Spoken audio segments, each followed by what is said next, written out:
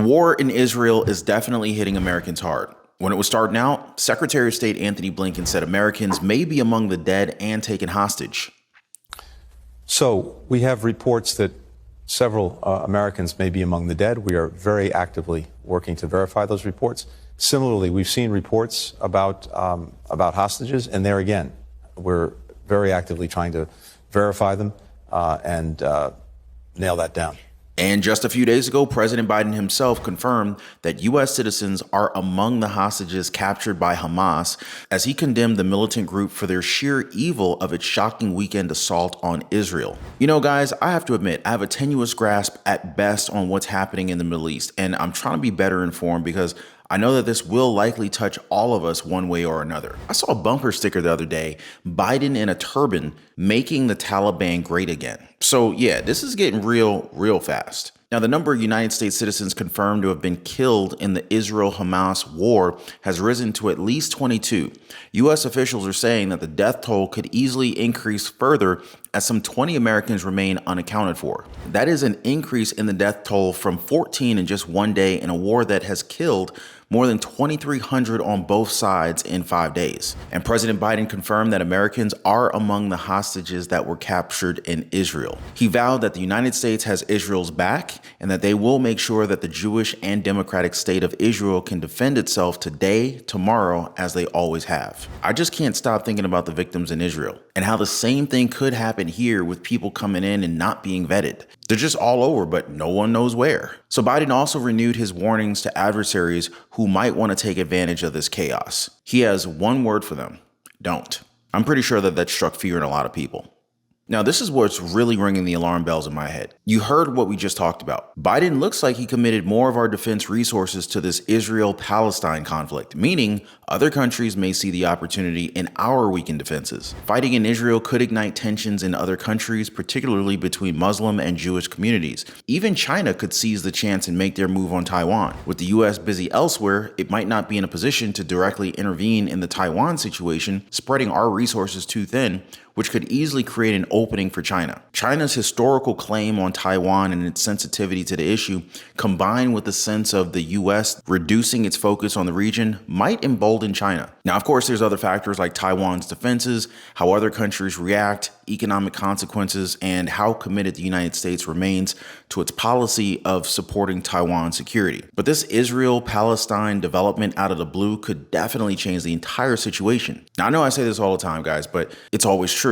It pays to be updated on what's happening in Washington and the world stage. We'll talk more in a little bit about how the attack on Israel can impact you, your family, and your wallet. But right now, I just want to give you guys a quick reminder: subscribe to the channel and tap that notification bell. That way, you don't have to worry about missing any of the latest news, developments, and timelines on this and other game-changing stories right here in America. And if you appreciate the content and the work that goes into this, don't forget to show some love, hit the like button at the bottom, and also drop a comment. It really helps the videos to be noticed by the YouTube algorithm, so I really appreciate the support, you guys.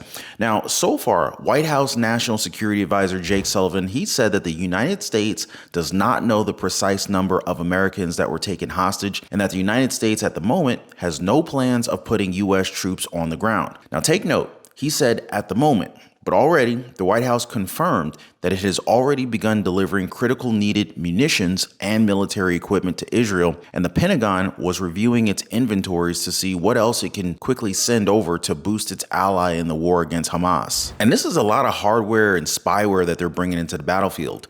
The Forward Carrier Strike Group has arrived in the Far East Mediterranean within range of providing air support or long-range strike options for Israel if requested. They're also there to surge U.S. military presence and hopefully prevent the war from spilling over into a more dangerous regional conflict. Now, along with the Forward, the U.S. is sending the cruiser USS Normandy and destroyers USS Thomas Hunter, USS Ramage, USS Carney, and USS Roosevelt, and the U.S. is augmenting Air Force F-35, F-15, F-16, and A-10 fighter aircraft squadrons in the region. So Americans have had a negative outlook on Biden's performance on the Israeli-Palestinian issue. 6 in 10 Americans, or 61%, disapprove of how Biden was handling the conflict between the Israelis and the Palestinians. Now, does it seem that we're seeing more pictures and videos out of Israel in one day than we've seen out of the Ukraine in 1 year? Now, I can definitely say my Twitter account is blowing up with clips from everywhere. What about you guys? Now, it's only a matter of time before this impacts the United States economy.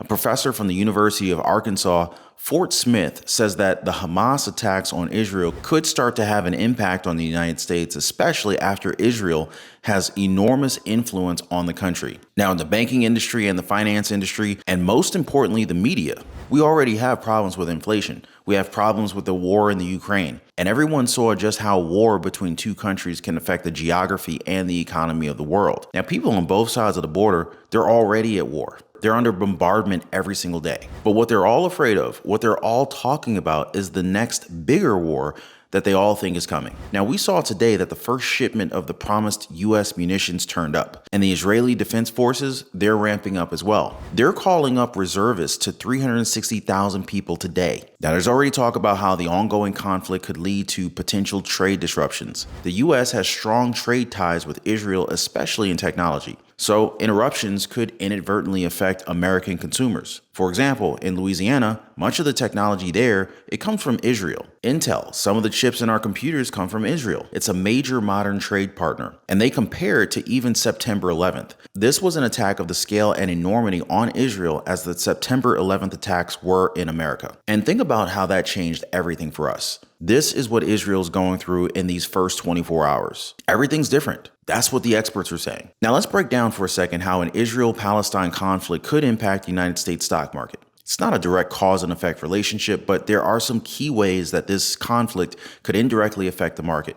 So first, we need to think about the uncertainty that it brings. Geopolitical tensions in the Middle East can easily make global investors nervous. Now, when they're uneasy, these investors tend to shift their money to safer investments like U.S. government bonds, treasuries, that sort of thing. And this can affect interest rates and the value of stocks. Now, if things get worse or if they lead to instability in the region, then you're likely to see even more market ups and downs. Then, of course, there's the oil factor, right? The Middle East is a massive oil producing region. Now, if there's a conflict, it can easily disrupt oil production and distribution, which in turn can lead to higher oil prices, possibly even gas and fuel shortages. These price hikes can raise the cost of running businesses in the United States, impacting corporate profits and potentially causing stock market fluctuations, especially for companies that are tied to the energy sector. But let's not forget that the stock market is deeply connected to the global economy.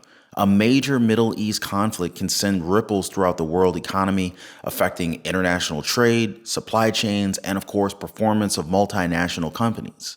Now, this can definitely impact the stock prices of the U.S. companies with international ties. Also, investors tend to get a little bit jittery during times of geopolitical tension and uncertainty. Now, this could easily lead to some short-term market sell-offs as people try to reduce their risk and their exposure. Now, in the grand scheme of things, though, the stock market's long-term path is determined by a bunch of other factors like economic growth, corporate earnings, profits, interest rates, and of course, investor sentiment. Geopolitical events can easily cause some turbulence, but they usually take a back seat to these broader economic trends. So, if you're an investor, it is essential to keep all of these factors in mind and maybe even talk with financial experts during times of global uncertainty. Your questions are always welcome in the comment section down below. Now, the next few days is when we'll really have to pay attention as the world will have to react to Israel's reaction. Israel's next moves will be critical. So far, the overwhelming emotions have been empathy and horror. But if Israel's counterattack against Hamas leads to even greater civilian casualties in Gaza, or if the region is cut off from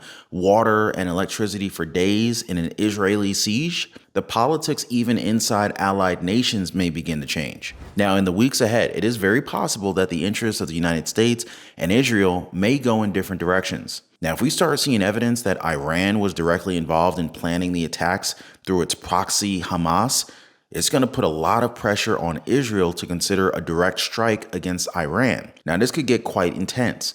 Meanwhile, over in Washington, they'll be worrying about, just how big of a move like that would be. You see, the last thing that Biden wants, especially as he's gearing up for his reelection, is for the United States to get pulled into yet another messy Middle East conflict. And here's the thing, guys. This attack on Israel, it could easily also mess with another one of Biden's top priorities. You got the situation in the Ukraine, of course, right? Now, Israel is likely to get some pretty high-tech weapons from the United States, things like interceptors for the Iron Dome, But if a prolonged regional conflict flares up, it could seriously strain the US's stockpiles of military gear. They've already sent a ton to the Ukraine, and there's only so much to go around. And all of this has the potential to kick off some big picture political and strategic shakeups.